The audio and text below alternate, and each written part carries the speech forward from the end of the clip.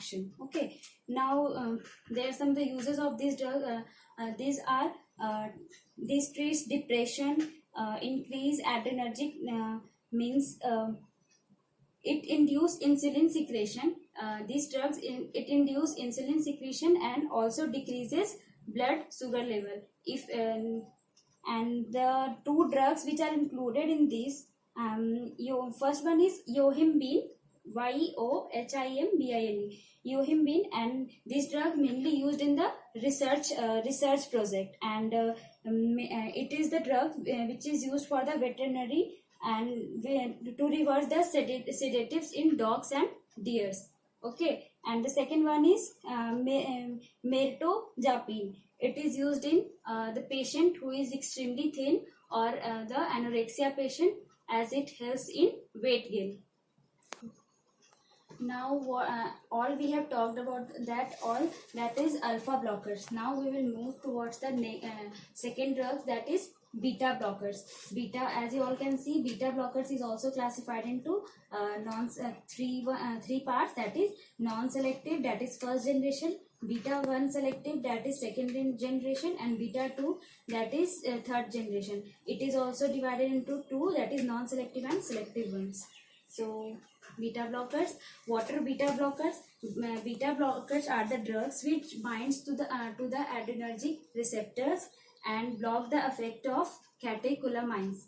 Okay, catecholamines are what? Okay, catecholamines are the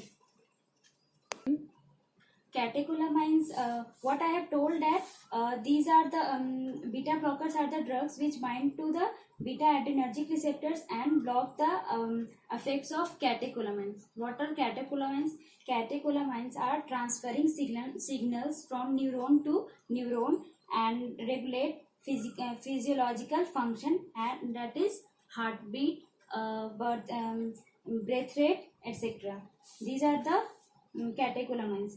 And these beta blockers, when it blocks the effects of catecholamines on heart and smooth muscles of airways and blood vessels. Some of the catecholamines are epinephrine, norepinephrine, and dopamine. These are commonly known ones. Now classification I have already told.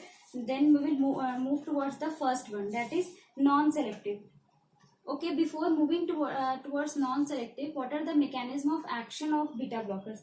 On cardiovascular system, it decreases heart rate, and it decreases myocardial contraction, then slows conduction rate. In blood vessels, it causes vasoconstriction. And what are the therapeutic uses? It is used as anti-angina, and angina means chest pain. Means when the patient is having chest pain, this drug is given. Anti-hypertensive patient, migraine patient, or it is also used in the glaucoma. Glaucoma is it is a type of eye disease. And what are the side effects of the beta blockers? Dizziness, hallucination, lethargy, and bradycardia, heart failure, and as you all can see in this also, that is hypotension, bradycardia, and heart failure. The symptoms is coughing, shortness of breath, edema, fatigue, and in this the patient is drowsiness and depression. These are the side effects of beta blockers.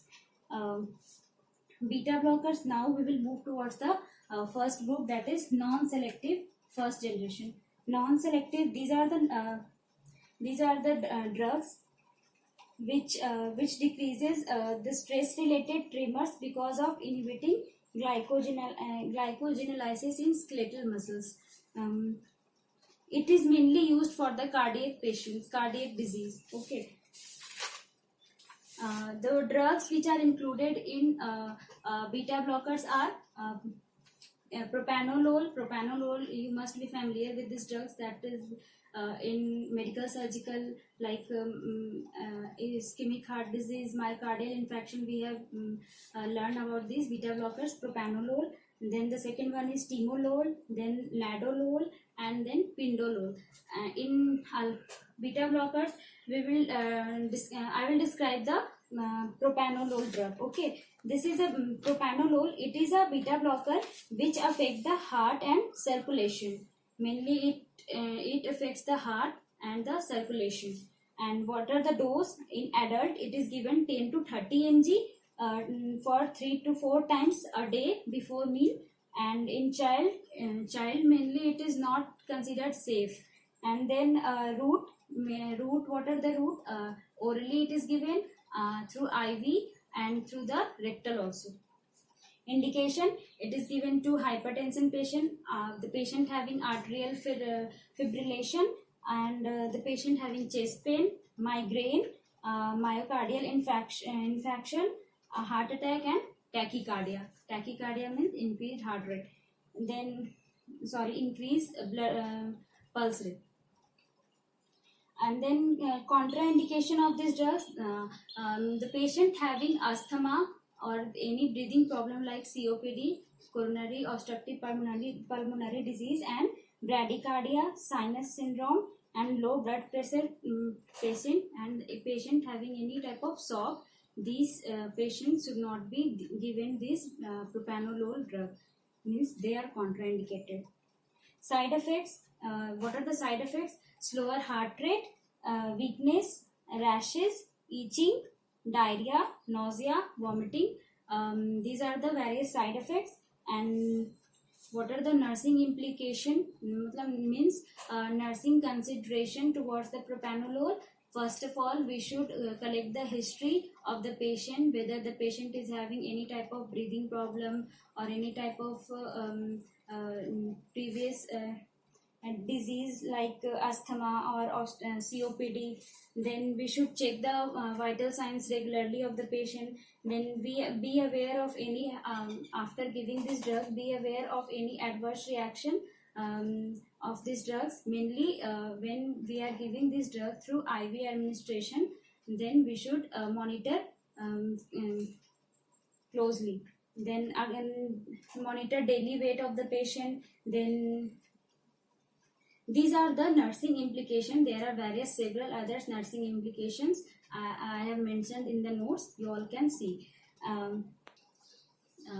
That's all we have seen about the beta non-selective of beta blockers. These were the first generation. This propanolol includes in the non-selective one. Now I am going to deal with the beta 1 selective, that is second generation.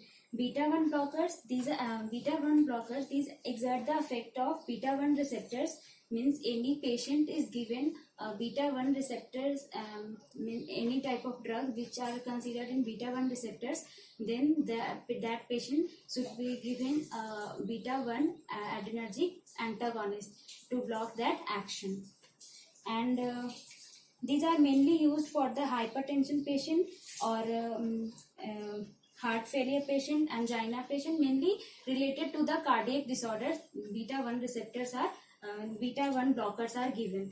The drugs included in these are atenolol, acebutolol, bisopronolol, and metoprolol. These are included in the beta 1 blockers. Now the third group, that is beta 2 blockers. Beta 2 blockers that are that are having agonistic property and having additional